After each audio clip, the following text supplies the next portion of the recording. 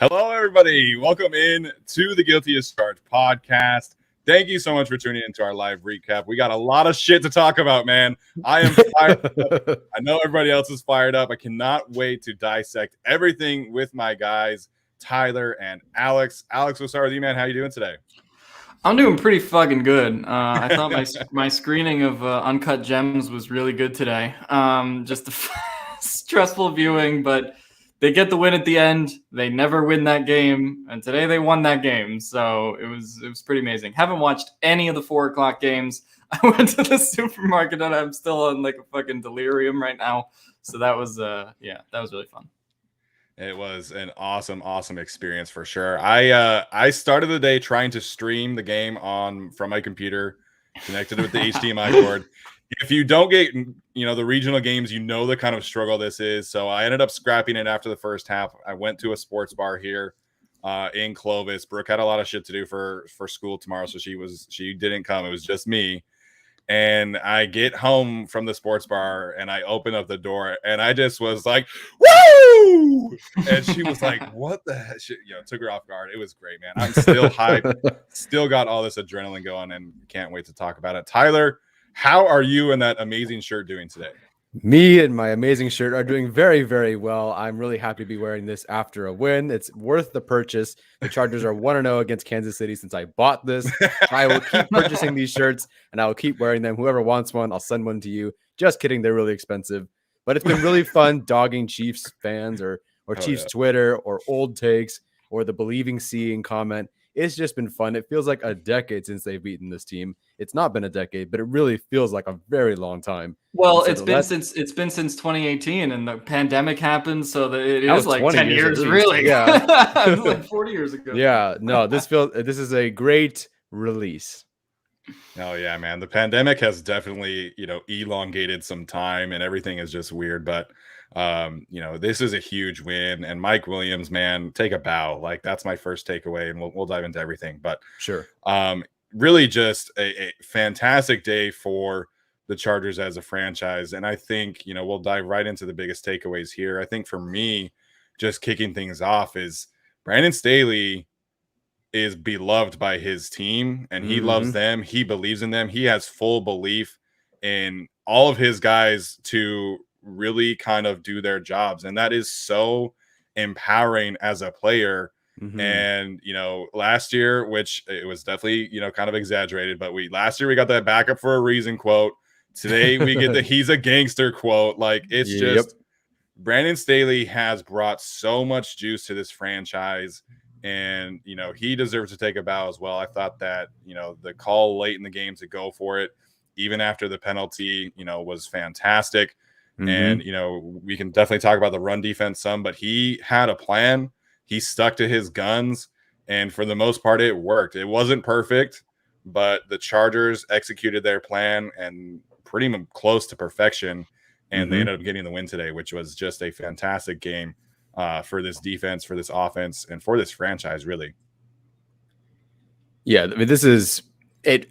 And look, I know there's a mistake that they made, but this just feels like a whole new era that Staley has ushered in a philosophy that will push the Chargers to a championship at some point, or at the very least, they will get as close as they possibly could with this coach.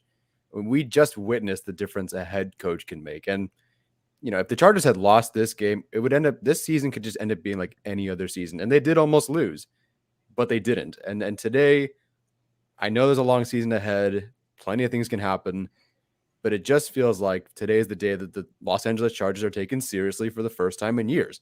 They have the coach, they have the quarterback. I think they have a line. They, in general, have the defense. Yeah. And as seen today, the Chiefs are vulnerable. They had, tackle issues, secondary issues, pass rush issues. And with the first picks of the last two drafts, they took a running back who fumbled the game away again, practically, and a linebacker.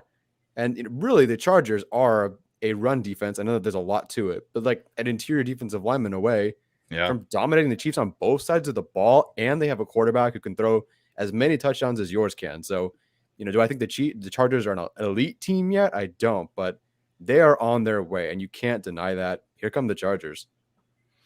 Yeah, I think the big takeaway for me is like they didn't play a perfect game at all, right? But the coaching and everything. I mean, fuck, I was gonna lose my mind on that illegal shift. That whole drive was just I Dude. have never smoked in my life. I've never smoked a cigarette, and I felt like I needed a bum like 15 from somebody. But like my thing is they didn't play a perfect game, but still Brandon Staley going for it, Justin Herbert determined, and God willing, with Mike Williams and Keenan Allen, they find a way to get it done. And also the pass rush, I mean, showed up when it needed to, right? To force Mahomes into that throw, where, he was throwing it to Gilman and just tossing up a prayer. Like that was the kind of performance that the Chargers needed today. It was a very gritty, grinded out win. A lot of things can be fixed, and we'll get into those things. Yeah. But 2-1 is 2-1. You take the wins how you get them in this league.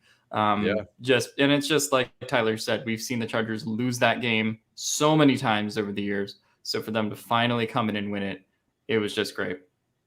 It was, man. And we have heard this statistic that the Chargers are so bad in one-score games for years now. And they are now 5-1 in their last 6 with Justin Herbert at quarterback.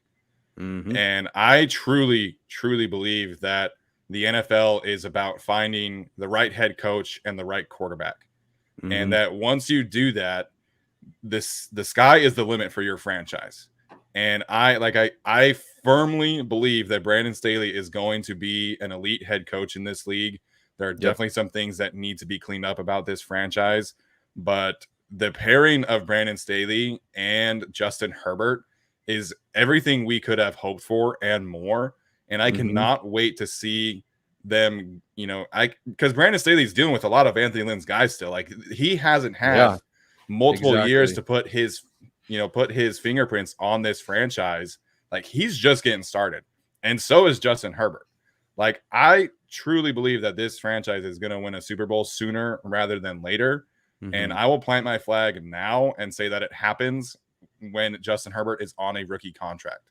I truly believe that. And I'm sure I'm probably smoking a lot of the high weed today or whatever the case may be. A lot of that high weed. I know. But that's how I believe you don't smoke weed at all. Yeah, I've never smoked weed, never done drugs, never had a sip of alcohol, whatever. But I truly believe that this franchise is heading in a great, great direction. And I think this is going to be a Super Bowl winning team in the next few years. And, I'm going to say that to everybody. I felt that way before the season started, that it would be coming down the road. I just it's going to happen soon. And I can't wait to watch how this unfolds going forward. Yeah, I'm not going to quite plant my flag in Super Bowl Mountain yet after 3 weeks, but look, they're close. And this is, a team that can be a playoff team this year, right? Assuming the rest of the roster, stays as healthy as it can through a 17-week season. And, you have all the right pieces in place and the offense plays more like it did today than it did the last few weeks against Dallas and against Washington, then, sky is kind of the limit. But yeah, no, I totally think this is, just a great new direction for the Chargers. And like Arjun said in the chat, like the reality is 1-score games are random, but for the Chargers to have the lead, then lose it, but still be able to go toe to toe with the Chiefs, I think that was really impressive. Absolutely. Yeah. So let's dive into the actual takeaways from this game, because I think it's only right that we start with Mike Williams, who, in my opinion, is the MVP through 3 games. I know Justin Herbert has played fantastic. Rashawn Slater has played fantastic. But I thought that Mike Williams would have a bigger role. But is he wide receiver 1 at this point? Like, this is crazy to me that what we're seeing for Mike Williams, he has the lead for most touchdowns. He's like 2nd in the league in catches. He's tied for 1st in the league in targets. Like, we are seeing a completely different player in this offense, and it's fantastic. You have a legitimate 1-2 punch of 2 potentially top 10, top 15 guys paired with Justin Herbert. Like, to me, Mike Williams deserves all his flowers, and I just can't wait to see how this watches. I tweeted this out that he was on pace for 463 touchdowns. Obviously, is hyperbole, but he is on pace for over 20. Like, he has 4 touchdowns in 3 games. If he's able to, keep doing that, obviously he's not going to score in every game, but he is on pace for over 20 touchdowns which is just crazy to me, looking back at how a month ago, how wrong we were about Mike Williams. Yeah, absolutely. He is. I still think it's very possible. Well, first of all, he has to stay healthy. So if he doesn't stay healthy, Yes. different conversation. But I thought that he would price himself out of the Chargers price range, especially for a guy with his history. But with the way they've incorporated him into the offense, like you said, it is a legit Keenan Allen is wide receiver 1, I think, no matter what. But they are making it a very close 1B right now. And so because they featured him so much, he's getting his extension. And there are some drops that he'd like back, sure. But they're just letting this dude rock. And it's very clear to me he's a big part of their offense. 7 catches, 122 yards, 2 touchdowns, the game winner, the 2-point conversion as well. There's so much we could disagree maybe with Lombardi about, but he's really been true to his word. And really the staff has been true to their word about getting him involved. I don't remember the last time I've really seen a player just be allowed to be who he is, like the way they've let Williams be. It's somehow like nothing new, yet everything feels new. But so shout out to him. He's absolutely proved me wrong so far. Yeah, I mean, for me, it is a lot of new with him, like just the way that they're using him, right? Because Mike Williams used to be, contested jump ball guy, right, during the Anthony Lynn era, and I think that goes back to how you're using him, right? But now that they've gotten Mike Williams openly, just more involved in the intermediate stuff, like that's the kind of thing you need to do going forward. Like, I didn't think that Mike Williams would quite have the route running prowess to do what he's doing right now. But, Joe Lombardi saw it and, put him in a position to do what he does. And I thought that was really impressive with Mike Williams. It was never about, could he do it? It was just about, sort of would he be put in a position to do it? And Joe Lombardi through 8 weeks. Joe Lombardi through 3 weeks, 8 if you count training camp, I guess. Feels like 8 weeks though, man. It really does. Feels like 8 weeks after fucking today. Like Jesus. Joe Lombardi through 3 weeks has been true to his word. And I think that that's just great to see with Mike Williams. And at this point, like I tweeted out on Twitter, like give him a blank check, 40 million, fine. Like that's how I feel about him, just with how they're using him, right? At some point, Keenan Allen will unfortunately get older. Like that's the nature of it. And like Mike Williams is, I don't know if I would say he's the wide receiver 1 yet, but like, he's getting that kind of usage to be considered a true 1A, 1B with Keenan Allen. And that's something that we did not see under the previous regime. And he's showing the same, efficiency. So I'm really proud of Mike Williams and, his improvement this year. So yeah, give him whatever he wants. Yeah, there's no way. Like if he keeps this up, there's no way that Tom Telesco can let him leave. Like you love to see a player playing his way into contracts, and that's what's happening. And I think we're seeing that this offense can support both Mike Williams and Keenan Allen, and they're both, doing it in different ways. Keenan Allen is being used more as a deep route runner, which shocker, of course he can do that. And it just really kind of points a really ugly picture about what was happening in the previous regime, where Keenan Allen was nothing but out routes and slant routes and hook routes, and Mike Williams was nothing about jump balls. Like Mike Williams has the one jump ball in Washington that he dropped, which was a great freaking pass by Herbert. But has there been another one? Is that the only true jump ball that we've seen? Of the jump balls, I do believe so. Yeah. Yeah. Like, I mean, he's gonna be healthy if he's not exactly literally throwing his body on the line. And that was the play he got hurt on too. Yeah. And I think he's cognizant of that too, because there was a play against Dallas where he caught, kind of a crossing route, and like there were 3 guys charging down on him, and he just dove forward like Keenan does. Like he has shown too that he is cognizant of his body, which is oh shit balls. We can still hear you, buddy. Oh really? My Wi-Fi is totally frozen. Thanks for the shit. I'm totally frozen. Okay, that's all right. All right. I can take this if you want to leave for a second. Yeah, go for it. Okay. No, I mean it's great to see, and I wonder how much competition or whatever you want to call it played into some of this ascension too, because I think part of the best thing that ever happened to Keenan Allen is they kind of tried to not replace him, but they had to think of life without him. When Allen went down for the second year in a row with the ACL, First year was the kidney injury and then the ACL. The Chargers like, okay, listen, we have to draft a receiver. And they took Mike Williams. You see Tyrell Williams ascend.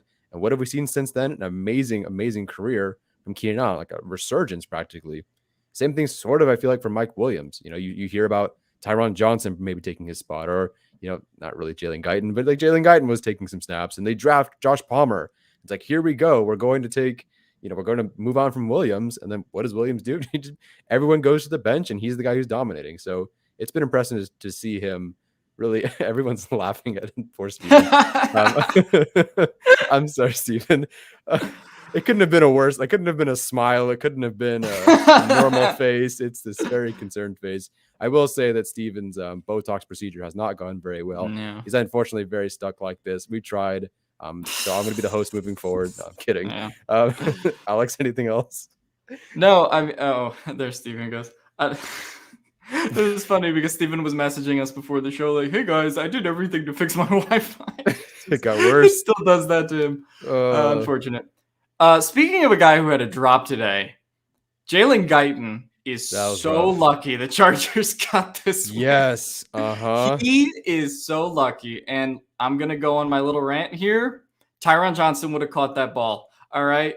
I don't care. Yeah. He would have caught that ball. He had better touch with it. And we talked about this. Jalen Guyton still has the drop problem. Mm-hmm. So that's the concerning thing going forward.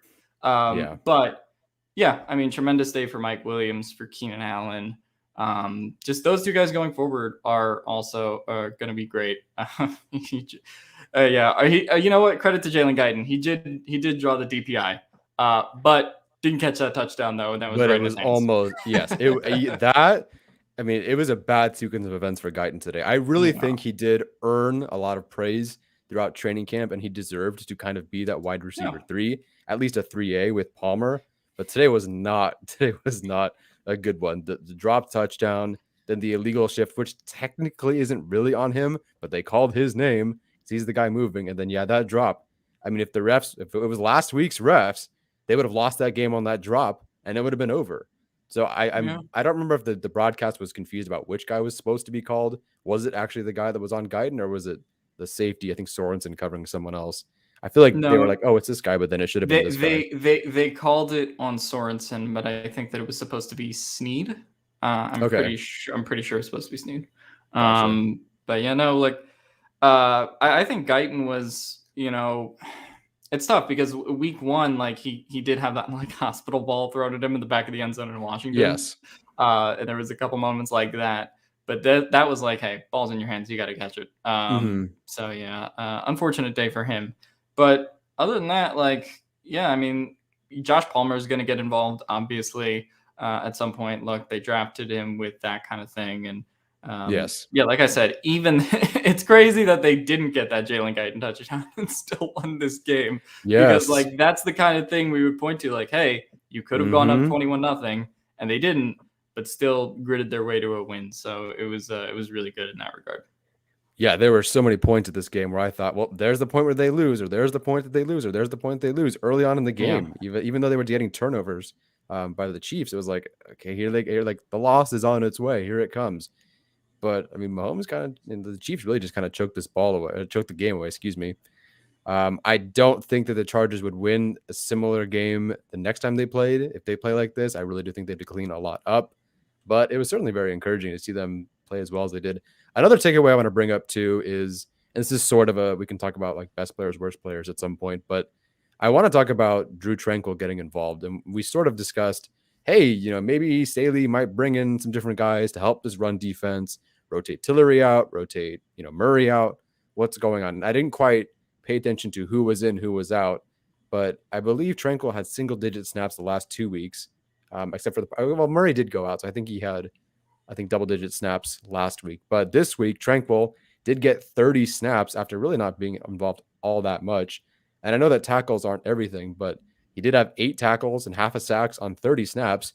And it wasn't just like that he had tackles. You could feel the impact of those tackles, of those hits, of what he was doing. He just looks like he has something to prove. I mean, it's like, hey, I was going to be the starter, and I kind of got benched. What was going on? And as soon as he hits the field, he is hitting people. Steven, welcome back, man. We were talking about Drew Tranquill. And just the fact that it was so refreshing to see the Staley go, listen, I know it's only been 2 games, but we got to get Tranquil involved because I think can make an impact on this defense. They put him in there. He does make a really solid impact. 8 tackles, half a sack on 30 snaps is pretty solid.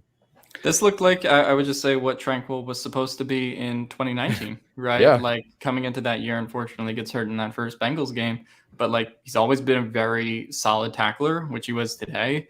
And he was, when we talk about run defense, which I'm sure we'll get to later, like he was one of the few good parts of that, I felt.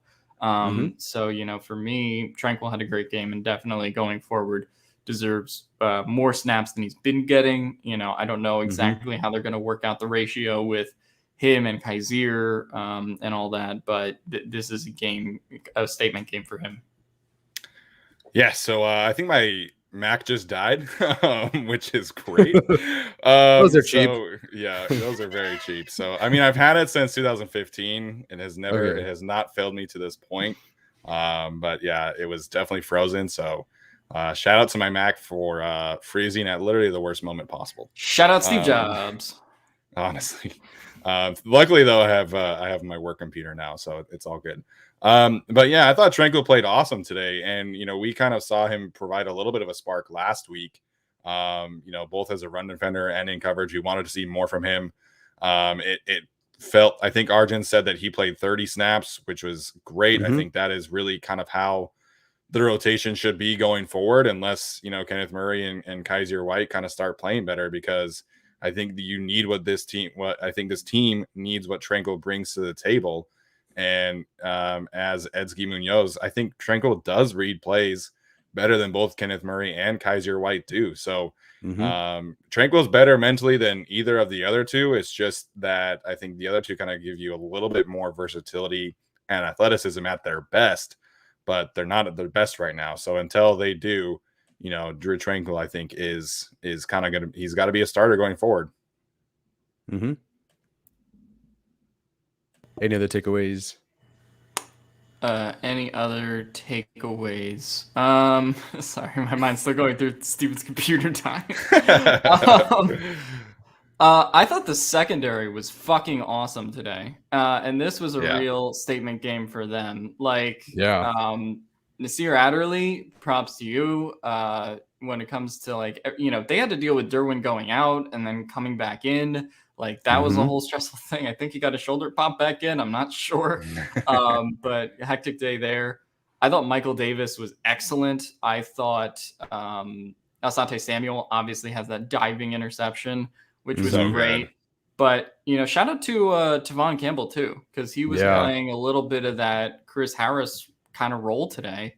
And I felt that he was just super successful in it. Like he was just doing something smart, not even just forcing the fumble, but felt like just doing something smart every play. And I was really excited to see that for him, especially because we saw flashes of it last year. But this is the game where he really needed to step up. So I was just really impressed with how the secondary looked. Obviously, Tyreek Hill and Travis Kelce are going to beat you when they can, right? Like there's no situation where you're going to shut them down for the entire game. But with everything that they did with Derwin and all those guys, and Tony Romo talked about it on the broadcast, which was I forget his exact term, like stacking the roof, and just putting a roof on it. Yeah, putting a roof on it. Pretty much preventing every deep play that the Chiefs could burn you on. Like that was the game plan, and I think the secondary executed that to perfection. Yeah, man, they don't win this game without Tavon Campbell today. I think that he played and you need these kind of contributions from people like Campbell. And Brandon Staley mentioned that after the game. If they're starting Chris Harris or Keemon Hall, I genuinely do not think they win, because not only did he force the 2 fumbles, he was chasing Tyreek Hill around all game long. And I'm sure, as Mike Williams said, his hamstrings are probably really sore today because he had to use it. He was really, really good today. And listen, one player that I was really worried about watching this year be a key contributor was Alohi Gilman. And the interception was a little bit of a gimme, but he still had to go and do it. He still had to go make the play. And he's had some really, really good tackles in space through his 2 games of being kind of a starting level player. So we were all worried about the secondary, as anyone listening to the show knows. but Adderley has looked way better than his first game. And Elohi Gilman has been better than I would have thought. Tavon Campbell played better today. And then you have a guy like Asante Samuel Jr. who just knows how to get the football. Like it's so simple, but he's always in the right spots. And Tony Romo has mentioned that a couple times today and last week. And that interception, man, like that was such a high level thing. And so when you talk about like Brandon Staley's future and his, imprinting his identity on this team, like it starts with a secondary and they're playing awesome. So now next year, like he can really focus on rebuilding the trenches in the way that he wants and the way that he feels comfortable with. And I think he would, admit that they don't have the kind of pieces to execute his vision. But the secondary is playing great right now. And I'm glad that Alex brought them up.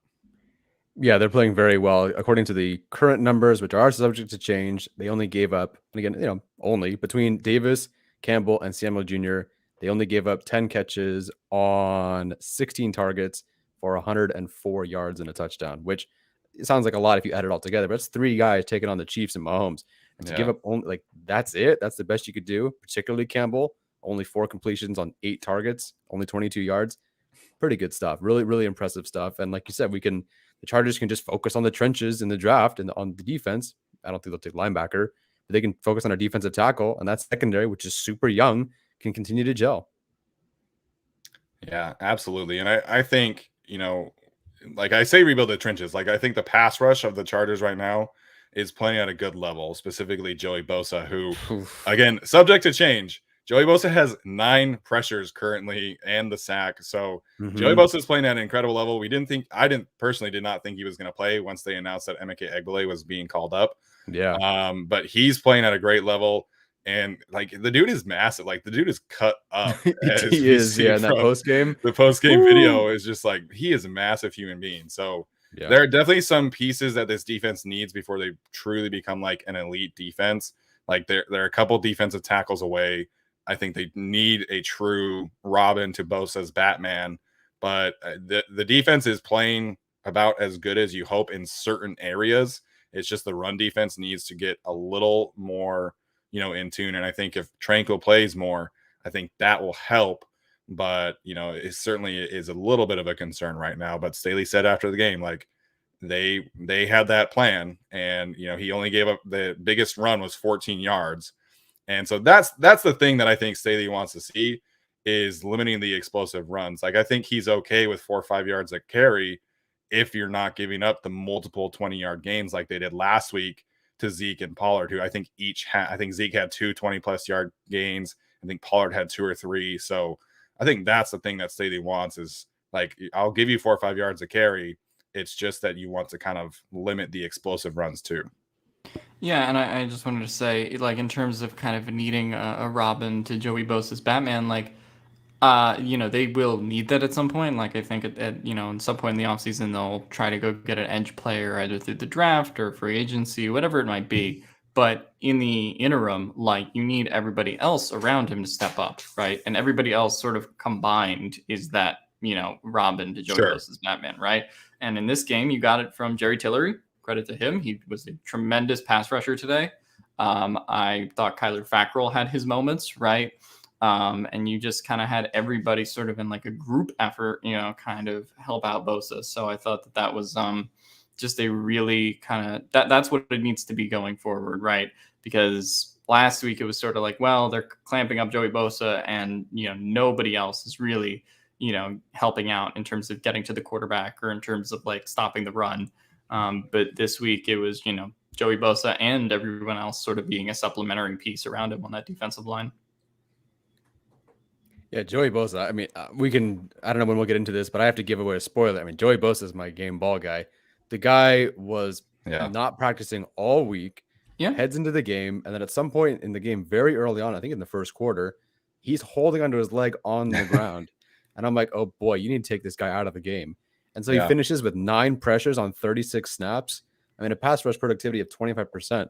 That's amazing. With a guy with one leg, that means every 4 plays, this guy's pressuring the quarterback. What a boss, man. Like, I wish he had been given the game ball. The whole defense was, and that's fine. But man, like, he really stepped up, and they do not win this game without him playing like that. No, absolutely not. And you know, there's a certain defensive end in Cleveland that played his ass off today against a very bad, offensive line in the Chicago Bears. But did you guys see that yet? No, I I heard didn't it was see 4 anything. sacks, right? It's franchise record. Yeah. The Justin Tucker had more yards on that game-winning kick than the Bears had on offense in the entire game, man. Oh, Starting man. to think Nagy's not good. No, yeah, shocker. So it just like the defensive end position right now, like it really does feel. I know TJ Watt had a really good game in week 1, but it feels like it's Joey, Myles Garrett, and then everybody else. So Joey definitely deserves his flowers. Again, I didn't think he was going to play today, and they do not win that game because he really he whooped Lucas Niang. That spin move, that he did. Oh my gosh, it was a thing of beauty. So 9 pressures in a game on a hobbled ankle. I agree. I wish he would have gotten a game ball today from Staley, but the defense did really play well as a whole. Yeah. Shout out to Gus Bradley's defense for giving him a 4th and 20 conversion in overtime. Really? So, yes, they get a 4th and 20 conversion in overtime. If they had knocked it down, they would have won. I still think the Raiders will pull this out, but Miami's still moving. So Gus Bradley, keep it up, buddy. Oh man, I hope they win. That'd be so funny. That'd be. No, I want them to win. I want that jersey, man. I need the Raiders to win today. Also, a side note, do you know how bad you have to be to get juked out of your shoes by Jacoby Brissett? Yeah. Oh my gosh. First, you get thrown to the wall by Najee Harris, and then you get juked out by Jacoby Brissett. I love to see it. But yeah, so where was I going with that? I forget. Haha, Raiders. Yeah. Yeah, so someone keep us posted in the chat how that one's going, but definitely Gus Bradley. Get rid of the Nazi in our oh sweet. That's cool. All right. Good stuff. Now we got a Nazi in the comment section. That's fun. Oh, Denzel Perryman got hurt. Hate to see it. All right, let's talk about Joe Lombardi because I think there was definitely a lot of hate for Joe Lombardi today, and I think we need to talk about this. So, Tyler, what'd you make of Lombardi's day, kind of just in general, like where your thought process was with him on the day as a whole? I was definitely worried very early on. It just seemed like they weren't trying to kind of get things and throw past the sticks, not a whole lot vertically, just trying to be this horizontal sort of offense or get things going in the flat. And for what feels like the 4th or 5th time in the last 2 games, Herb, like there's a little bit of motion in the backfield. Herbert immediately dumps it off to the guy in the flat, and the guy in the flat gets killed. And so I'm thinking, oh boy, here we go. Why is this team playing, not to lose? Like, why are we playing scared? Why were we so aggressive against the Washington football team and then the Cowboys and the Chiefs, who have awful defenses? They're just kind of like, kind of roping things in. I don't know.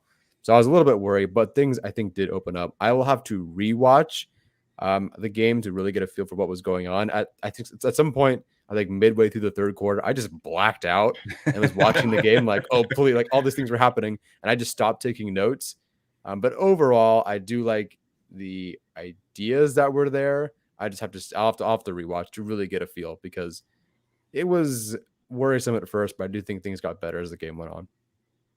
Yeah, I thought it was really bad at first, just because it felt like they were sort of doing that thing they did against the Cowboys where it's like, okay, here's a little screen and then the flat and like doing all that shit. And it was like, you can do that if you're mixing it up with the other stuff, but, it felt like there was a feeling out process that went on too long, right? And that's the thing, like you can't kind of pussyfoot your way into the game against the Chiefs. Right, because like you could be down 14-0 sooner than you can blink. Right now, what helped Joe Lombardi in this game certainly is Asante Samuel Jr. getting the pick and the Chargers getting 3 Chiefs turnovers in the first half. Right, like that does not happen traditionally with the Chiefs. So I think that certainly helped Joe Lombardi out. But sure, as the Chargers kind of got, I think, later into the 2nd quarter, it just felt like at that point they started getting more creative on what they were doing. Like, okay, here's how we're going to get Mike Williams open. Here's how we're going to get Keenan Allen open, right?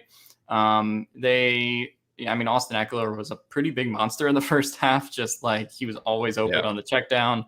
Then the Chiefs had to adjust to that. So I thought just in terms of route creativity and what they were doing with the concepts, it got a lot better as the game went on. Now, As for the sort of final drive that happened, I was very confused about how that was playing out. I mean, they got away with it because of the penalties, but on some level, the field goal drive where they did have that from the one, they sort of should have gotten that. Then they have the penalty that drags them back. So, yeah, I still am not in love with the red zone play calling, but Sure. it was much better than I thought it was last week with Dallas. So, I'm not totally sold on Lombardi yet, but I think he showed you some things in this game where he got a lot more creative as the game went on, right? And I think he was assisted by Staley's decision making and play calling. Like, hey, we're just going to go for it here. And that's something we'll get to in a bit. But, it wasn't the greatest game for him just because of how it started, but it got a lot better, I thought, as the game went on. It did. And I can understand to an extent of like what he was trying to do early because like I mean, I watched the same film that he did on the Chiefs defense. I probably would have run the ball to start the game out early too because that Chiefs defense was awful against the run. So I can kind of like understand what he was trying to do. In terms of the play calling, the one thing I will say that it is kind of is a big pickle for him, right? Like they cannot run the ball if they go right. Like nothing is working if they go right. If they go left, it's like, later on in the third quarter, early in the fourth quarter, it was like they would run right and it was like 1 yard. Left, we'll run to the left side. Okay, 8 yards, 9 yards. Yeah. And it's like so obvious that they cannot run right. And it's so good when you run left. So that definitely is a little bit of a pickle for him. Apparently the Dolphins are dumb. What just happened? Did they lose? I'm sure they lost. I mean, you have Jacoby Brissett. Like, I mean, they should have gone for the 4th and 2. Didn't watch any of it. Don't care.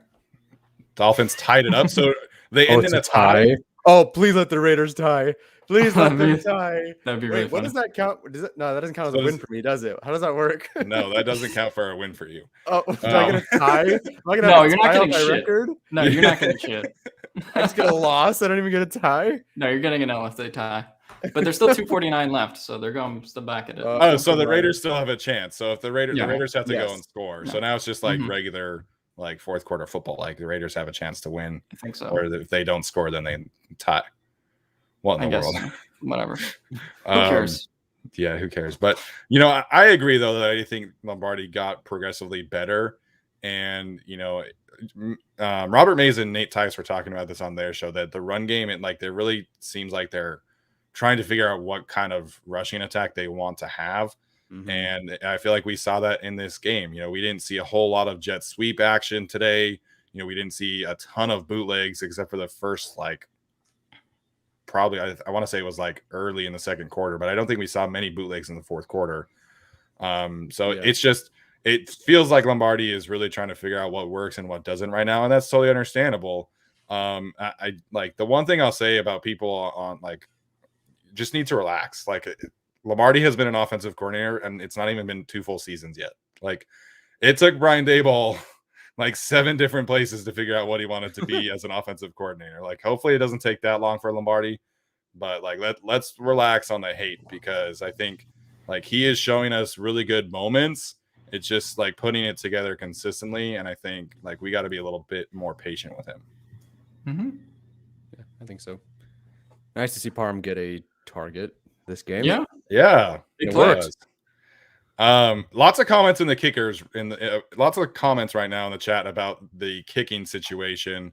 Are you guys making much of Vizcaino today? Because me personally, I'm kind of not, because it was so windy down there and he hit the field goal when they needed him. So I'm kind of not putting a whole lot of stock in today's game from Tristan Vizcaino. What about you guys?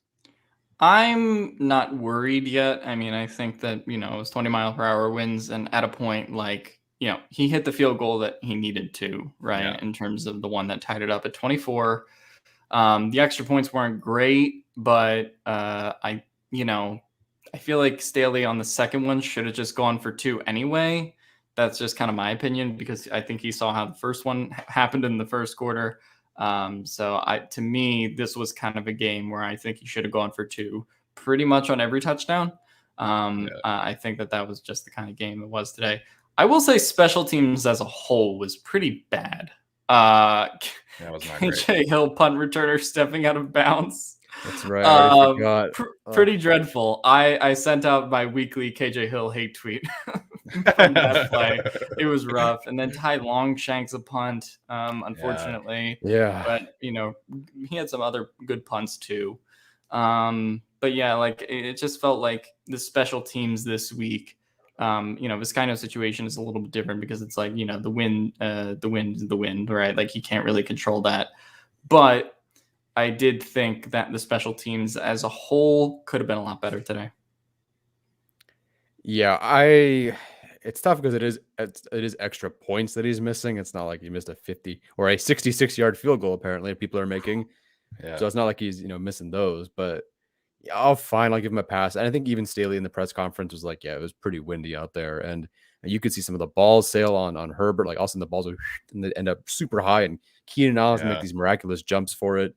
I don't know how you had two quarterbacks passing the ball in that game if it was that windy, but yeah, I'll give him a pass. It's only if he had made the field goal last week, then maybe I'd be like, oh, okay, like it was just a bad game. But it's not like he's had like a consistent performance yet. So I kind of would believe that he would miss one of those. But two, like I don't think you're missing two. I really think it was just a super windy day. Yeah, and even like I know that Butker made them, but like he would kick it like straight up like a normal kick, and then you'd see the wind just like whoop, like take it way over the field goal net. So it was a tough day to kick for both guys. And like you know, I've seen someone comment about, you know, Borregales off the Buccaneers practice squad. He's never kicked in an NFL game. Like we don't know if he would be any better. So like I wanted them to make, you know, a move for a veteran kicker during training camp. It obviously didn't happen. So I'm willing to kind of see what Vizcaino is at this point. Again, he's only played three games, and one of them was windy as hell. So I'm wait and see mode for Tristan Vizcaino today. Yeah. I would just say, what was I going to say in regards to special teams that was happening today? It was pretty windy. Like, you know, Stephen brought up how the Butker kicks were going. Like, I honestly thought watching on TV in the live stream that like every kick actually just like missed. Yeah. Like it looked like that on tape. So I mean, there is something to the wind bending the ball severely. You know, I don't want to come off like a Vizcaino apologist. You know, you still got to make a PAT at the end of the day. Sure. But yeah, for me, I think this is a week where I do give him a little bit of a pass. Now, prime time against the Raiders in a mostly closed stadium, can't miss kicks there. Yeah, next week he's got to show up and play well. So we'll have to see there. All right, let's get to studs and duds, shall we? Let's do it. Okay, let's get to studs and duds right now. Let me just change the thing. There we go. All right. Tyler, you already mentioned your stud. So, Alex, let's let you go first. Who is your stud of the day? Jerry Tillery. Jerry Tillery is my stud of the day. I don't know exactly what his pressure count was. I would guess it was 5. And he ended up having probably 2 quarterback hits as well. But this is the game that we need from Jerry Tillery as a pass rusher, right? It's all of those guys sort of supplementing Bosa. Obviously, the run defense didn't look good today, but I think that's a larger macro issue than just Jerry Tillery or just Justin Jones. Like, it's pretty bad as a whole. So, you know, this is the game that we need from him as a pass rusher. Obviously, he won't show up on the stat sheet in terms of sacks and stuff like that. But, you know, I just wanted to see this level of aggression. And we sort of saw this in the Chiefs game last year in September, where, you know, he's just kind of flying around, consistently getting pressure. And I thought he was really good. So obviously Jerry Tillery is not a player that I traditionally like. And, you know, this is a thing where we have to see this from, you know, 4 or 5 more weeks and, you know, continuously get this kind of performance from him. But at least for this week, I thought it was a really good effort from him. Yeah, I agree. I thought he had a couple of good plays in the run game too. And, you know, we're definitely not saying that he was like the best player on defense, but like this is what you need to see from Jerry Tillery on a more consistent basis. You know, and he was doing it against some pretty good competition. I know they're rookies, but Creed Humphrey, Trey Smith, they're really, really solid players, as is Joe Thuney. So I was encouraged by Jerry Tillery for sure today. Today, I'm going to go with Nasir Adderley as my stud. Okay.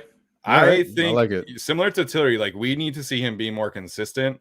And he Mhm. was very, very good today. He made a bunch of consistent plays in space. And really one of the keys to stopping the Chiefs offense is limiting yards after contact in the rushing attack, limiting yards after the catch. And I think Nasir Adderley played really, really well. And to me, Yeah. he has bounced back much better than I would have hoped after the first week, where I thought he had some really, you know, relatively large issues with instincts and not really understanding leverage. And I think that he has played really fantastic the last 2 weeks. And so it's kind of a combination of both. And you could definitely go with Asante, as Michael points out in the chat. You can go with Alohi Gilman, the secondary as a whole, like Alex talked about. But I have said this a bunch. I think this defense, in order to reach their ceiling, needs Nasir Adderley to be playing at a very high level. And it seems like he is on that trajectory now after a very poor start to the season. So I'm going to give some love to Nasir Adderley today. Yeah, aside from the one, I think the Chiefs offensive receiver obviously dropped a ball. I think he was kind of late coming over. Again, I couldn't really tell just watching the game, but we'll have to see with the all-22. Other than that, he made some great plays. Again, showing up in the run game. I believe just smashing Clyde Edwards-Helaire to the ground. That was a big hit, man. Huge hit. And Gilman made a really good tackle somewhere on like second or third down or whatever it was. Like that honestly could have run for a touchdown, and Gilman really came in and saved that. Adderley also, I think, had a pretty, I don't know if I'd like him to always go high and shoulder bump Mahomes for that fumble, but he did cause a fumble that Mahomes ended up recovering, and that could have almost changed the game. So really good one from him. As for Tillery, the flashes on the screen looked really good. I think them using him in a certain way where you can, if you can't win those one-on-ones, let's run him around the line of scrimmage and help, attack Mahomes in a certain different way, especially when he's trying to roll out and scramble. As we've found out, only one of his 4 pressures, and he did have 4 pressures, but only one of his 4 pressures was like a self-created beat the blocker kind of one. The other 3 were cleanup pressures, but still, that is good. And you saw some good things in the run game too. So I think just another nice little building block, stepping up for Jerry Tillery. So yeah, good game for sure. All right, so you're sticking with Joey Bosa though, right? Yeah, there are so many studs. We could just sit here and talk about plenty of studs in this game, but I have to go with Joey Bosa for literally sucking it up and basically saving the game for the Chargers. Yeah, and I think in terms of like game balls and stuff, like we could talk about Herbert, we could talk about Mike Williams, and we did talk about both of those players already. So, I'm more than okay giving it to some other players. Looks like the Raiders and Dolphins are actually going to tie. Am I reading this correctly on their ESPN app? So, well, if they miss a field goal, then they'll tie. But they are okay because ESPN has the clock at 0 and 28-28. Oh, if they missed, there's 1 second left. There's 1 second left. Okay, I currently have 1 second left as well. But drop a comment. Do you think the Raiders are going to make this? Or they're going to miss, guys? What do you think? They're going to make it or they're going to miss? Raiders kicking a field goal right now. This is the beauty of live streaming. We'll all figure out if the Raiders are going to win at the same time. Yeah, neutral zone infraction on the Dolphins. They're at the 3-yard line and they're kicking a field goal. They have 1 play left and 3 seconds in overtime. You got to do it. That's true. And they made it. I get my 1 victory. Holy cow, that was way too close. 3-0 this week, baby. You're 3-0 this week? Yeah, I had the Cards and the Rams and who else did I have? Oh, the Broncos. Oh my gosh. Shout out to Gus Johnson today. That dude is a national treasure. I don't know if you guys have seen the clips of him, calling those touchdowns, but Gus Johnson is awesome, and Urban Meyer is really bad at his job. Who could have seen that one? That's an extra win for Alex. He's 4-0 this week. Oh man.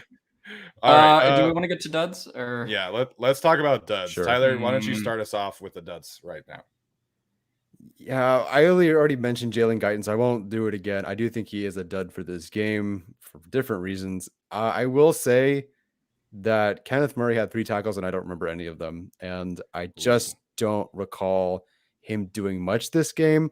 Things definitely change when you watch an all-22. But sometimes, even like Jerry Tillery, you're watching the game, and you can see hit he's flashing here, he's flashing there. I don't remember Kenneth Murray making any of those tackles. And maybe they were great.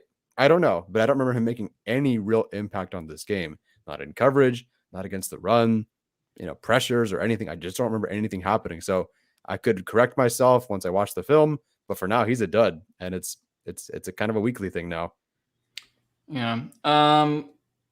I know we already talked about Guyton, but I got to give my dud to Guyton.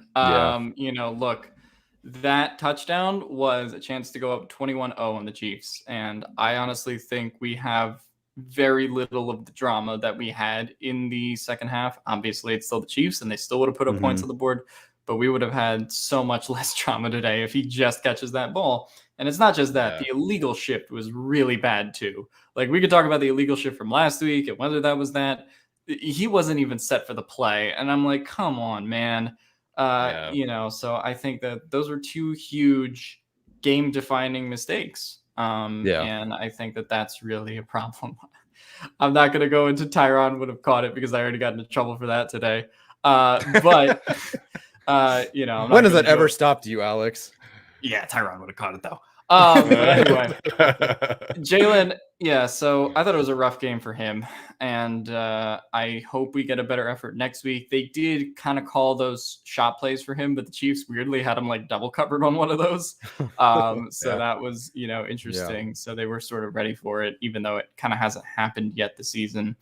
I got to say the illegal shift was really bad and the drop was bad in the end zone. And that's something that it's amazing the Chargers still won those games despite, really leaving a possession on the board, having to punt after the illegal shift on the 4th and 4, and then leaving 7 points on the board with that touchdown. Yeah, so I mentioned the streaming situation today. I missed the Jalen Guyton drop, so I didn't watch it until later on Twitter. And everybody was shitting on Jalen Guyton. I was like, well, what the hell did he do wrong? Like, what happened? So I had to go back and watch that later on. Oh, man. So that is Tyler's dad, everybody. What is Radaz? What is Radaz? Radaz.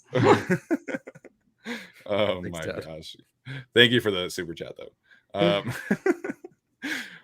But yeah, I think Jalen Guyton, like, it was a tough day. And he has not, had the kind of role the last 2 games that we would have expected, which has to be really kind of demoralizing for him. Yeah. Sprinting downfield all those yards and not getting the ball. And then when he does, he drops it. So unfortunately, like Jalen Guyton, like he has that problem, right? Like he's not a sure-handed player. Like Alex mentioned, I think the Chiefs were prepared for the deep shots. There were 3 or 4 times where they max protected and had Jalen Guyton running deep, and they were, very well covered. So that's going to be an adjustment for Joe Lombardi in this offense and Justin Herbert. And, on 2 of those plays, Herbert held the ball for too long. So that's definitely something that has to be cleaned up. Mm-hmm. I probably would have, I don't want to be redundant and choose Kenneth Murray. That would probably be my choice. I think it has to be KJ Hill. Otherwise, I think, you keep KJ Hill for his special team value. And we saw a big mistake last week, catching the ball at the 3-yard line. And then you see him this week, catch the ball out of bounds. And so it's just not pretty. Like, you've got to have a better option. Like, there really has to be a better option. I know everybody's going to get mad because they could KJ over Tyron Johnson, but that's not really the thing. It was Guyton over Johnson. It is your thing, but Tyron Johnson's not a special teams guy. Like, I don't know. From what I've seen from KJ Hill, he's not a special teams guy either. But in theory, KJ Hill. In theory, it can suck my ass because I've had to watch 3 games of KJ Hill on special teams, and I'm about to lose it. Yeah, in theory, I'm Chinese, but I can't play the piano. All right, there we go. Tyler can say that, though. None of us can say that. But yeah, it's just not pretty. Like, I'm ready to see, elevate Austin Prohl, elevate whoever you have to, Maurice French. For French. For French, yeah. So whatever you got to do, I'm ready for it. Because KJ Hill has not been, great on special teams at all. I guess I was setting up Alex for that one. Well said, though, Alex. All right, we're going to open it up to some questions. We'll shout out some things from the chat. So let us know if you have any specific questions. As always, use the super chat feature to make sure that we, answer your question, and then we'll wrap it up. And what do you guys think? Like 15 minutes? Yeah. Sounds good to me. Sure. Do we want to do game balls and stuff like that, or? Kind of sort of did. I guess that's game balls anyway. Yeah. Sign Josh Gordon. Why would they do that? if the Chargers sign Josh Gordon, that is a different organization for sure. Yeah. Josh Gordon's on that big weed, like Steven said earlier in the show. Shout out to the Utah legend, Josh Gordon. He went to Utah? He went to Utah for literally a fall camp and then got kicked out. So he attended Utah for about 3 weeks and then got kicked out. Wow. All right, ask us some questions. Steven, do you want to bring up the offensive line stats for the day? Oh, yeah, good call. So I think we were all curious to hear about how Storm Norton bounced back or not bounced back. And I thought there were a couple of times when Chris Jones beat him pretty good. But, Storm Norton only gave up the one pressure, according to Pro Football Focus. Again, that's early and it can change. Let me make sure I get these numbers right from Arjun, unless you have them up right now, Tyler. Yeah, things sort of changed. We got one set and then things changed because things are pending. So you want me to tell you or? Yeah, go ahead. So I have Ibushi at 3 pressures, Norton at, I think, 2 now, Slater 1, Lindsley is 1. Did that change? Oh, that was the update. So I guess Lindsley's at 1 now, Filer at 0. So Ibushi 3, Norton 2, Slater 1, Lindsley 1, Filer 0. I thought now, Arjun, are you still here? Because you sent things sort of in order, but then Steven liked something out of order. I think Filer had 1, Lindsley had 2. No, you're good. You're good. I thought it was Filer 0, and I thought Lindsley had 2. And then, then it looks like they took 1 away from Lindsley and gave it to Ibushi. Something like that. Perhaps. Point is, Norton only had 2, and raise your hand if you thought that was going to be the case this week. Yeah, I mean, I think the thing with Norton is, like I said, it's just be under 5 at this point. I thought it was unlikely that he was going to have the kind of game he had last week where he gave up 9. That just seemed to be like a mechanics issue like Lombardi and Staley talked about, and also having to deal with Micah Parsons on pretty short notice, with the whole DeMarcus Lawrence thing happening. So I think that definitely played into it. Arjun says that Slater gave up 1. That was the Chris Jones matchup. I assume he was on Slater a lot of the game. But no, for me, it's just, I don't think Norton is going to, be the right tackle of the future. I think that ship has sailed. Yeah. I don't think that we're going to get that out of him. But, look, Sam Tevi had good games last year, right? You can kind of get away with it if the rest of the offensive line is good, and he can be serviceable, right? That's all you really need from Norton. Now, what they'll have to address is what we talked a little bit about earlier, which is the run game to the right side, because that's going to be a problem with Norton until Balaga gets back. But we really just need these kind of efforts with Norton in the game. Yeah, so as Arjun pointed out, it was Filer had 1 pressure allowed and Corey Lindsley had 2. So all in all, a really good day. I want to say there was about 45 dropbacks, if I'm not mistaken. So only giving up that few pressures, and you never know if it's multiple guys giving up a pressure on one play. That's a win.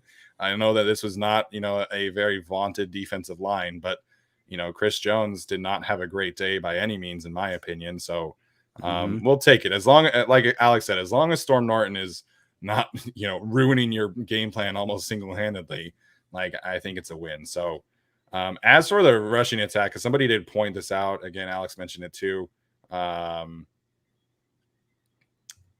Sebastian Saldana, is the anemic running behind the right side of the line fixable? If so, how? I think to a certain extent, they're not going to be running with the same efficiency as they will to the left side, but I think we saw them do a little bit, bring in Pipkins, do double tight side to that side, get a full start. Yeah, I know it was not a good day for Pipkins, but in theory, the idea of running to the right side when it's not working is you just get more bodies over there. And I understand the thought process there. I don't feel like Steven Anderson had a great day blocking today. I'll definitely dive into that in the film. So, get more bodies over there. And I think one of the things that I would really like to see them do again in the future, which they did kind of in week 2, is do more jet sweep action. I think I can really only recall 2 or 3 plays today where it was, I think Mike Williams got a handoff one time. I think Guyton was the other one 2 times. So there are definitely ways where they can alleviate some pressure with some jet motion sweeps, getting more bodies on that side. But I need to see more diversity again. Week 1 was not very, diverse in the rushing attack. Week 2 was better, and they ran the ball really well. Today it was kind of more of inside zone duo, and that's just not really who the Chargers are right now. A lot of inside zone runs is not really what I think they're effective at. So I think they run more on the perimeter, again, doing some jet sweep, RPOs. Like they'll just have to be a little bit more creative, and I think that they will once Lombardi gets a feel for things. Strangely, I'd like to see them get Roundtree more involved in the passing game, so you expect him to contribute in that regard at some point. I feel like last year with Kalen Ballage, every time he was on the field, he's either not getting the ball or he's running up the middle. And so you could just stack the box and wait for Lynn to go, I don't know, we'll just do it anyway. And then Ballage run up the middle and they lose a yard or get a yard or whatever. So with Roundtree, like today, it's unfortunate that he had the ball go off his face today. And that's not his thing. Like he's not known for being a receiving back by any means. But getting him involved, I think, as a pass catcher might open things up for him because it was a little tough sledding today. I don't know what the stats were. So he had 4 carries, 3 yards. So yeah, awesome. Getting him involved in the passing game would be great. Yeah, I did want to address this question from Rogue Tiefling. Yeah, about the running game. The run D had another long day, but how much of that is the scheme that invites the run? It's tough to watch us get gashed on the ground, but we've been holding teams to around 20 points. Yeah, it definitely is tough, and we kind of had this conversation on Thursday. Like the intention of the scheme is to kind of dare teams to run against them, but like to a certain extent. Like I was saying earlier today, you're not daring teams to have 25-yard runs like we saw with Zeke and Tony Pollard. So Brandon Staley pointed out, like today, the Chiefs' biggest run was 14 yards. So it is kind of by design, but they're definitely missing Justin Jones at the point of attack, and the linebackers, frankly, did not play well today outside of Drew Tranquil. So, the whole intention of the scheme is to have Linval Joseph, Justin Jones, Jerry Tillery, Christian Covington, all these interior defensive linemen. Take on blocks and allow your linebackers and safeties to come up free and make plays. Right now, the defensive line is not doing a good enough job of taking on those blocks, and the linebackers are not doing a good enough job of diagnosing what's happening in front of them. So I personally feel like those issues are correctable. Like I said, I think Justin Jones coming back will help, and Kenneth Murray figuring things out, trusting his instincts will help as well. And, having Drew Tranquil come on some more, I think will help. But again, until Brandon Staley really gets the defensive line that he wants and trusts to take on blockers, it's going to be a work in progress on the run defense. Yeah, I mean, I think part of it definitely is intentional as far as you go on it, right? Like we talked about the roof thing that Tony Romo said earlier, right? It's just the idea that, okay, well, I'm going to prefer this Clyde Edwards-Helaire 7-yard run, even if that happens over Travis Kelce 17-yard completion, right? Like, I think that is kind of the idea of it. That being said, like they do still need to be better and not give up like this many yards to a Chiefs run game that was pretty anemic in the first 2 games. Like this wasn't exactly Zeke and Pollard coming downhill with Zach Martin on the inside. So I definitely think there needs to be some improvement. Hopefully for Monday Night Football, they get Justin Jones back. I'm praying on that, because they're going to need him to deal with Josh Jacobs, who I assume will be back. Because if I would assume Josh Jacobs had the kind of day today if he was watching this Chargers game where, it was that WWE meme of the guy coming out of the wheelchair. So, seeing how this run defense was working. Shout out to Alex for correctly pronouncing Tiefling. How else would you have said fucking it? guess. I have no idea what that, I don't know. Is that D&D shit? I don't know. Anyway, no, but yeah, so I think definitely part of it is intentional. But I think it's just going to be interesting to see what it is going forward when Justin Jones is back, because I do think that's really kind of the litmus test for it. But unfortunately, hasn't been able to play the last 2 weeks. So hopefully he's back this week. Yeah, you guys nailed it. I will say it's really interesting to see how the philosophy of the defense of making you get 5 yards per carry, per reception, whatever it is, how that's worked out. I mean, the Chiefs made 4 mistakes because they had to drive. You have more and more plays. And so you have more and more opportunities to fumble, to throw an interception, whatever it is. And by forcing them to run more and more plays, there were those opportunities for turnovers. And now I don't expect Mahomes to no look pass miss and for one guy to fumble and for him to throw a prayer. It's not going to happen every time, and they won't get 4 turnovers every time. But that is kind of part of the reason for wanting to do that. It's amazing how little this Chargers defense has been challenged deep. I don't know how often, but like I feel like they must be giving up one of the lowest rates of deep passes or explosive plays deep in the past, right? Because do you ever see like Gilman running to the sideline to help break up a pass? Or I feel like I never see them having to be challenged deep. Am I crazy? No, you're not crazy. I want to say Washington did it like 2 or 3 times. I don't know off the top of my head like the completion numbers, but we didn't really see them challenge the Chargers deep until they absolutely had to on the last drive.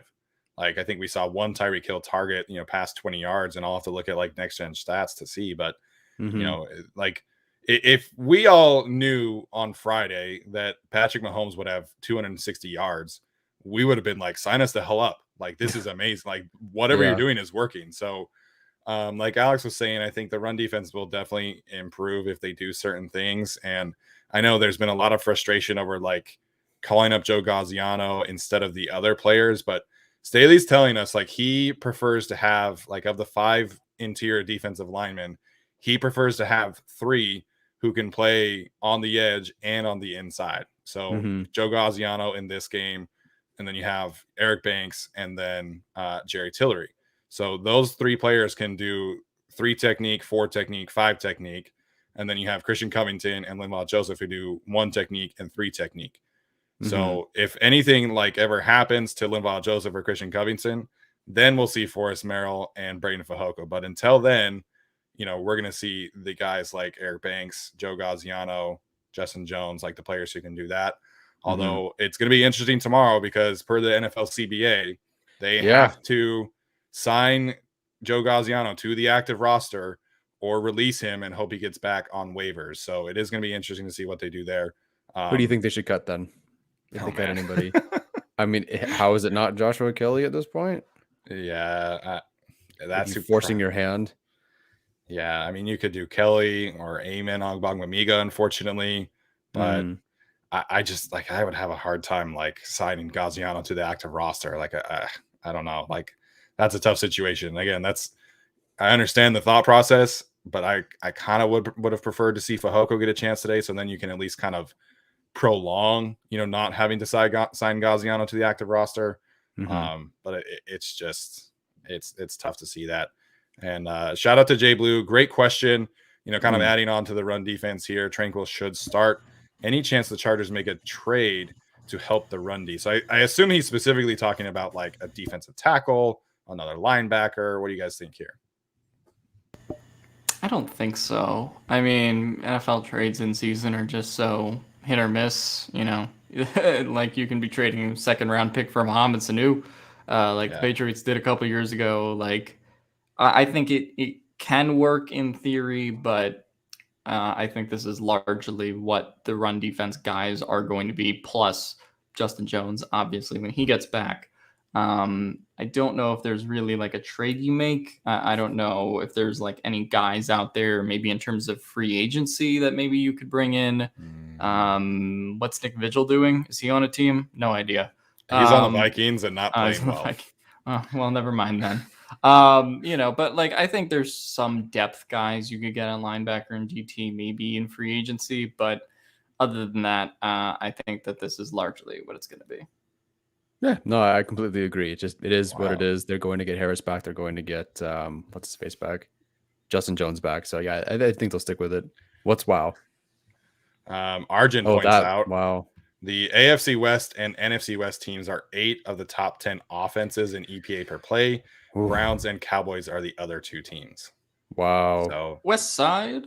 That is honestly incredible. I was like the Rams, man, like they are really freaking good. They are really Matthew good. Stafford is really unlocking that offense to a point where, like, I know a lot of people hate the Shanahan system or whatever, but we're seeing what it can do with an elite quarterback in Matthew Stafford and Aaron Rodgers, and like it's it's fun to watch. As a casual football fan, like the Rams are fun to watch. Unfortunately, I'm just so happy for Stafford because we talk about casual football fans. Casual football fans are like, oh, this guy's never done shit in the playoffs, and I'm like, this guy is actually really fucking good. And I was really embarrassed week 1 on Sunday Night Football when Chris Collinsworth was like, yeah, I actually just never watched Matthew Stafford. And I wasn't sure if he was good or not. I'm like, did he say that? What? Yeah. He said, I didn't know if Matthew Stafford was good week 1 on Sunday Night Football. And I'm like, you are an embarrassment to your job, to your company. Yikes. That's a whole other thing. I hate that Chris Collinsworth called the Eagles Super Bowl. It's disgusting. But yeah. Yeah, Chris Collinsworth is a fraud, but I don't know. Like, I'm just really happy that Matt Stafford got this kind of monkey off his back and is really playing well with the Rams to the point where both hardcore and casual fans can appreciate him. I somehow picked Herbert in our quarterback draft. I got Herbert, great call. Stafford, great call. I also ended up with Tua. And not so great, which isn't working out so good. And then Trevor Lawrence, who I just don't know what to make of him because that team sucks. The Jets are awful. The Jaguars are awful. The Bears are awful. Feels so bad for these rookies. Arjun, don't talk about my CEO like that. Oh man, hey Arjun, that was a fantastic moment watching that tweet blow up. Now here's a guy who's defending Chris Collinsworth despite him being fucking ass. Yeah, I don't know. What did we think of Tony Romo today? I know people do not like him generally. Romo's great. Okay, it's fine by me. There we go. All right. Anything else you guys are seeing in the chat that you want to talk about? Rams Chargers Super Bowl. That would be so much fun, man, in SoFi, but a little too early for the Chargers. As much as I think they will get there down the road, I think it's going to take them another year or two. We talked about the NFC West being in 8 of the top 10 offenses, and that is huge for the Seahawks if Shane Waldron has truly fixed that offense. So that's kind of the team that I'm a little high on when it comes to the NFC. Obviously, a long season to go, and they're going to all beat up on each other. I'll say the Cardinals are lucky that they won that Jags game because that was some peak Cliff Kingsbury that I had my eye on earlier. But it was it was definitely great, offensive play so far for the AFC West and NFC West. Who knows if that holds through the year, if all these teams are as great by the end of the year. But I do think that it was just a great day overall today. I will say, as regarding the playoffs and the Super Bowl, like the AFC teams are kind of beaten up right now. Like the Ravens are pretty beat up. The Steelers are definitely not the team that I thought they were, and then definitely not the team that beat the Bills week 1 somehow. Roethlisberger looks awful. The Browns are fine, I guess. I haven't really watched them, but the Chiefs are obviously beatable. The Chargers beat them. The Broncos have had a cupcake schedule. Somehow the Raiders are the team that's ascending right now, but whatever. The AFC is pretty. The AFC is more open than we thought. Yes, I definitely think so. And the Patriots, did they win? The Patriots win today? I have no idea. I don't know. Somebody say it in the comments so I don't have to look at it. I saw they were down. I don't know if they actually ended up winning or not. They lost. Yeah. Okay. Yeah, I don't know. I heard a lot of complaints about Josh McDaniels from my Patriots fans friends, so I'll have to go and watch that at some point. But no, I just thought, when we talk about the Chargers in the playoffs, like this was the kind of game that showed that the Chargers can be in it with every team. And we sort of knew that a little bit last year as well. But I thought that this was just the game where the Chargers could, really show you what they're made of. Yeah. And to that point, I think Rogue's, point right here, Mahomes 5.9 yards per attempt. Like that's some really high level defense. And like I said, I know the run defense was an issue. But this defense really had a fantastic plan and executed it, at least in the secondary, to damn near close to perfection. So I do agree, Alex. I think this is potentially a tone-setting win for this franchise, at least in terms of, making it towards the playoffs. Because all 3 of us picked the Chiefs to win today. Like, we got to call it like it is. And I think most people pick the Chiefs. Like, it is what it is. Like, I think.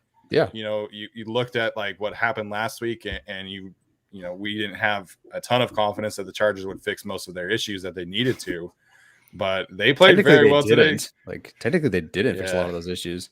I mean, but the biggest thing though is that they were great in the red zone for the most part. Like there are definitely some calls here and there that Lombardi needs to fix up in the penalties, but I mean, they scored touchdowns today for the most part in the red zone. I do think it's hilarious that we all picked against the Chargers, and then by the time the end of the game comes and they upload that Stephen A. Smith clip and the NFL Network stuff, and I was just like, yeah, suck it. We picked against them, but we're allowed to do that because we like it. Suck it, you media elitists. It's like that Homer gif where you're like fading away into the bushes. Yeah. Mm-hmm. How will the Chargers D hold up against King Henry? I mean, the Derrick Titans Henry? the Titans offensive line right now is not very good, but I wouldn't trust them very much in that game, at least in the Let's not think about it. Maybe they'll never have to see him. Yeah, I don't think they have to play the Titans. So I mean, no. Patrick Mahomes. Shout out to whichever reporter asked him about believing Justin Herbert. He's getting fired. Patrick owned it though. He was like, I guess I gotta believe it. Did he own it? Yeah, he barely barely owned it. Yeah, barely. I did think it was very funny that Andy Reid used COVID to say that he was sick after the game, and he just hasn't taken 2 losses straight in so long. Probably since it feels like he was in Philadelphia, since he's taken 2 straight losses with all the winning they've done with Patrick Mahomes. So I just thought it was funny that he just got out of there. He was taken off at an ambulance, man. I'm not gonna. I know. I was like, he was taken off. Oh, I didn't see that part. Yeah. My bad. Sorry, it was Andy. Love you. Like he's fine, but he was legit in an ambulance. Oh, I didn't see. I thought that there was like. I'm gonna get canceled again. I thought there was like another update that Alex knew about and none of us. I was like, what? No, I just saw the tweet after the game. I had no idea I got taken off in an ambulance. That's what happens when you go to the supermarket. There you go. Sorry, Andy. Shout out to you. I know. Alex is an Eagles fan though, so I mean, you have to love Andy Reid. I love Andy Reid. Yeah. Good stuff, Alex. Tyler, somebody's asking. Shout out to Peter Schrager today because I told him that he fucked up on Twitter and then he was like, "Can I come on your podcast?" So shout out to that guy today for being a good sport. I'll see it when I believe it. Well done. All right, let's wrap up today's show. Thank you guys for tuning in. Tyler, since Alex is still going at it right now, final thoughts for the day, Tyler. I'm just happy they won. I think this completely could change your season. Do I think they go on a full win streak here? Not really. I do think they'll go on a nice 2-game win streak here. I do think this and to be completely honest, heading into next week's game against the Raiders, I will be at that game, and I am glad that they won because I do not know how many Chargers fans would have shown up for that game. I think it's going to be brutal as is, but it's nice that they're at least winning. So some Chargers fans want to keep their tickets and show up because I don't want to be stuck by myself and my obnoxious father. Just kidding. Hi, Dad. Yeah, you'll be in section 231. Both. I'll be the blue jersey. Yeah, the one blue jersey. I agree. I think this was a really fantastic day for this Chargers franchise, and similar to the week 1, like this is a game that this team does not win in the past, and I think football today is all about handling momentum and being able to hit people in the face and counterpunch them when they hit you in the face. And I think the Chargers did that today. They really showed a lot of resiliency, a lot of toughness. Justin Herbert, got his index finger or at least jammed pretty badly and came back from it. Joey Bosa playing through a bad ankle. Derwin James gets his shoulder popped back into place. I think this team really showed a lot of toughness, both on the physical side and on the mental side. Getting a win in Kansas City is huge. It's such a tough place to play historically, and I'm not really counting last year, but Justin Herbert is 2-0 there technically, and they've won 3 of the last 4 games in Arrowhead. So I think the arrow is firmly pointing up for this franchise, and Brandon Staley, salute, man. That was a hell of a fourth quarter by you. Hell of a great defensive day by this secondary in particular and pass rush. Just all good vibes today with some things to clean up that I think are definitely correctable. All right, Alex, looks like you've settled down from Andy Reid comment hysteria. So what are your final thoughts for the day? I'm so sorry to Andy Reid. Sorry, man. I blew that. No, but Yeah, look, I thought this was a great win for the Chargers. Just coming into this game, and like I said before, they've lost this game so many times, and for them to win this one-score game, we didn't really talk about it a lot, but Big Ball Staley, going for it on all those fourth downs with all the wind conditions and everything. I thought that was just kind of a great move on his part. Just put the game in the hands of your offense and the quarterback that's kind of been working the defense the whole game. So I thought that was really good. Obviously the stuff that they got wrong kind of got balanced out by the Chiefs' turnovers in this game. So like on some level, that's stuff that you need to correct going forward, because the next time they play the Chiefs, I could guarantee you they're not going to commit 4 turnovers. Right. So that's something that you got to correct. But this was just a great win. And then hopefully next week you get Chris Harris back. You get Justin Jones back, and it's a great game. It's sort of a long rest week, and then you got a primetime game with the Raiders. So pretty much for the division lead. Unless obviously Denver wins next week, but still like a really important divisional game. And if they can get off to a 2-0 start in the division, that's going to be huge. I thought this was a really great game, and the Chiefs committed 4 turnovers. I think that's only 3 fewer than Stevens' Utah Utes committed on Saturday. Oh man, no, poor guy. You had to go there today of all days, man. Come on. Yeah. But I think Brandon Staley said that we have a gangster at quarterback. I think we have a gangster at head coach. I think I really do. So great day to be a Chargers fan. As always, thank you guys for tuning in today. This has been a great chat. Smash that like button, comment, subscribe to the channel. If you are listening on the audio version, which will be posted shortly, leave us a rating or review. We always appreciate the positive feedback. Follow us on Twitter and bolt up. Let's freaking go. Top 8.